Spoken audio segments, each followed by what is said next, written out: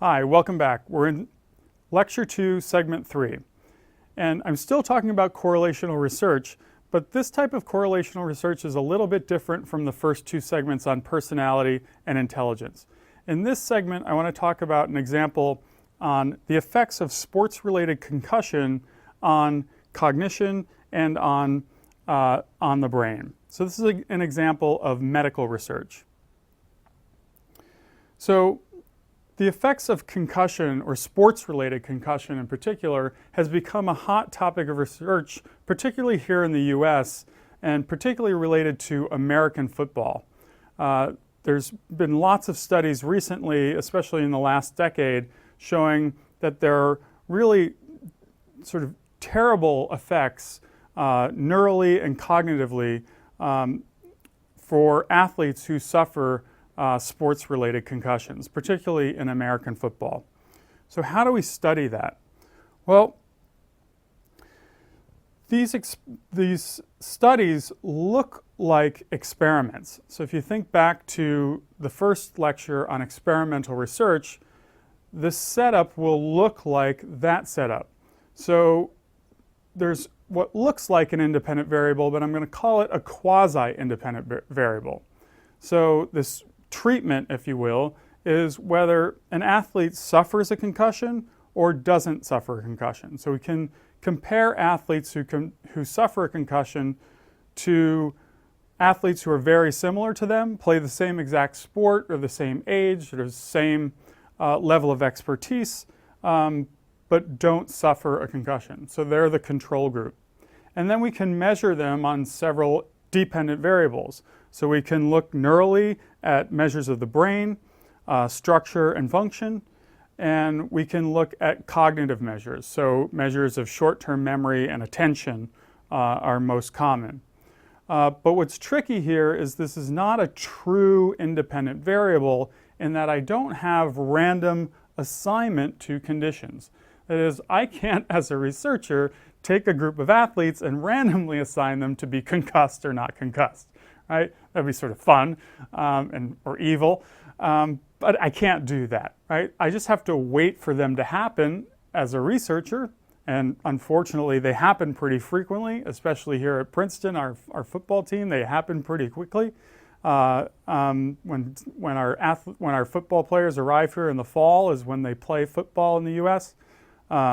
They happen very frequently, so it's not too difficult to build up this treatment group.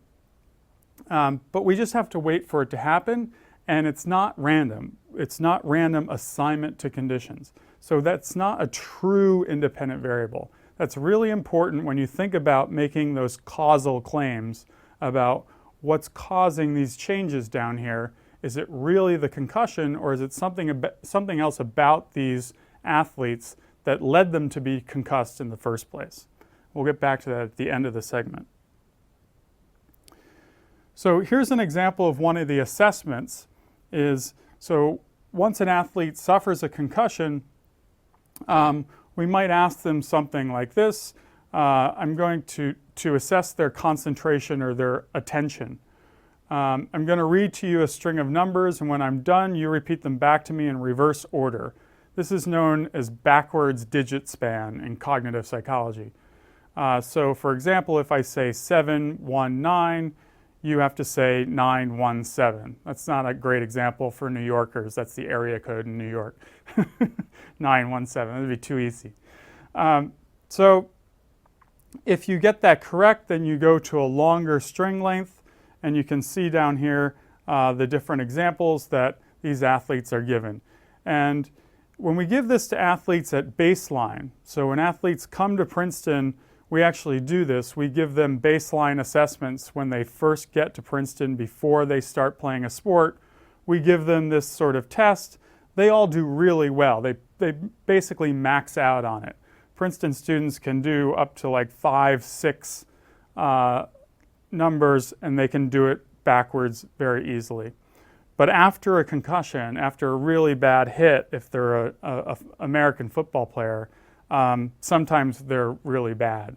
And so we can look at their change, this pre-post test sort of design, we can look at their change in performance on a test like this before, that is baseline before a concussion, and then post after a concussion. And we can do that for a control group. We can give them this test once at the beginning of the season and then say randomly at some point during the season, but they haven't suffered a concussion, so we can use them as a comparison group for the group that did suffer concussion. So what we typically see in these types of studies is that the concussed athletes perform much worse on these measures of short-term memory, attention. Also, balance is a good measure. So once right after an athlete suffers a hit, if you give them a balance test where they just have to stand on one leg, they can't do it for very long. Like right now, I'm doing it fine. I wasn't concussed this morning. So, but if I was concussed, I would just like do that very quickly. And that's a very good assessment, actually, of concussion. So it looks like we have pretty nice causal claims that the hit caused performance on this balance test or this attention test, the backward digit span. But there are potential confounds, right? Because we don't have a true independent variable. There could be other variables that are leading to this result. So one problem, and this is a problem we've dealt with in the research here at Princeton, is lots of these athletes have suffered concussions before. So is it really this one hit that caused them to become suddenly really off balance or suddenly interrupt their short-term memory?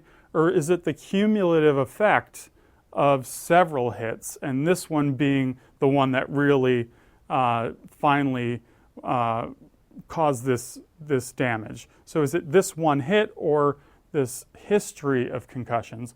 We don't know because we don't have true random assignment to conditions.